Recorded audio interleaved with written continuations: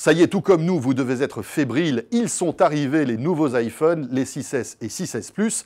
C'est l'heure maintenant du test.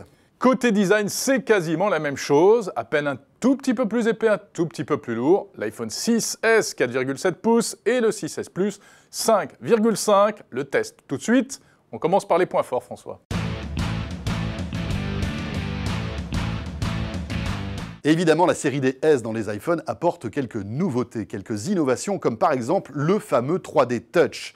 C'est une vraie avancée qui va vous permettre de gagner du temps lorsque vous allez manipuler votre iPhone. Il suffit en fait d'appuyer sur l'écran d'une manière plus ou moins forte pour que ça ouvre des menus supplémentaires. C'est carrément révolutionnaire et Pierre Fontaine a testé cette fonctionnalité. Avec 3D Touch, il y a plusieurs niveaux de pression, au moins 2 pour l'instant, qui permettent dans un premier temps de prévisualiser un document et de l'ouvrir dans l'application qui le gère si on appuie plus fortement. Par exemple, dans les mails, on a son fil de mail.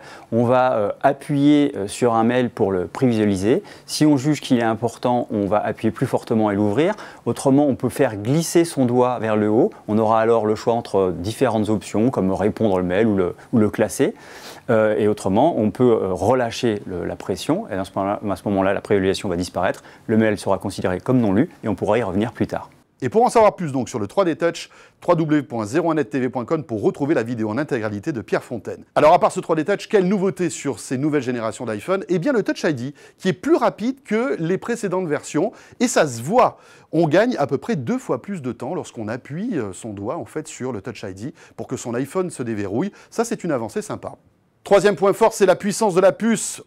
L'iPhone est équipé de la puce A9 cette fois-ci, qui est beaucoup plus puissante que la précédente, on pouvait s'en douter, notamment pour les jeux 3D et pour les applications qui se lancent encore plus vite. C'est un bon point. Quatrième point fort de ces nouveaux iPhones, eh bien, ce sont les puces réseau qui ont été boostées. Maintenant, on se retrouve avec de la 4G+, donc vous allez pouvoir surfer jusqu'à 300 mégabits seconde, si les réseaux, évidemment, sont compatibles. Et puis, une nouvelle puce Wi-Fi, c'est du Wi-Fi, en fait, assez MIMO, qui va 2 fois plus rapide que les précédentes versions. Là encore, c'est un gain appréciable.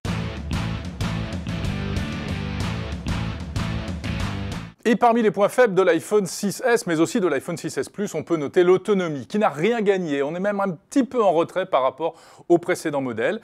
Les batteries, en réalité, sont un petit peu plus petites à l'intérieur. Le mode basse consommation, introduit par iOS 9, n'apporte pas véritablement de confort supplémentaire. Regardez les chiffres du labo 01net.com. On peut ranger également au rayon des points faibles, malheureusement, la photo. Alors, attention, entendons-nous bien, c'est un capteur 12 mégapixels. L'iPhone fait toujours d'excellentes photos. Mais il est en train de se faire un petit peu distancer par la concurrence, notamment par les smartphones de Samsung, notamment en basse luminosité. C'est l'avis d'Adrien Branco du labo. La vraie question, c'est de savoir est-ce que Apple est toujours le leader en termes d'autofocus? La réponse est non, et notamment dans les basses lumières.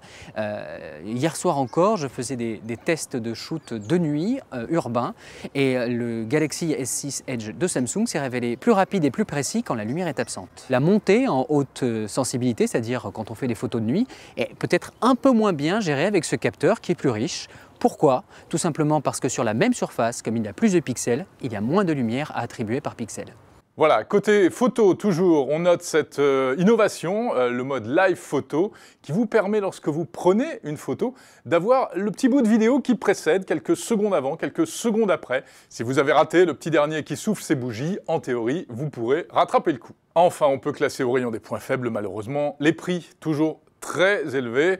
Chez Apple, ça ne change pas pour ces nouveaux iPhones, on reste dans les hautes sphères. Bon alors la question que tout le monde se pose, faut-il craquer pour ces nouveaux iPhones, l'iPhone 6S ou l'iPhone 6S Plus? Alors on aurait pu parler, François, également de l'écran. La résolution n'augmente pas, elle est inférieure par exemple à ce que l'on trouve chez Samsung, mais elle reste quand même très très bonne. Alors petit plus aussi, cet iPhone 6S et 6S Plus filme maintenant en 4K, en ultra haute définition. C'est génial, ça c'est cool. Mais lorsqu'on voit que le premier modèle d'entrée de gamme n'a que 16 Go de mémoire, autant vous dire que franchement, au bout de quelques minutes de film 4K, eh bien vous n'avez plus de place. Et ça c'est scandaleux, il faut qu'Apple propose en entrée de gamme un modèle à 32 Go. 4K, 600 mégas la minute. Voilà. Bon, en résumé, on aime beaucoup le 3D Touch, c'est une vraie innovation très confortable.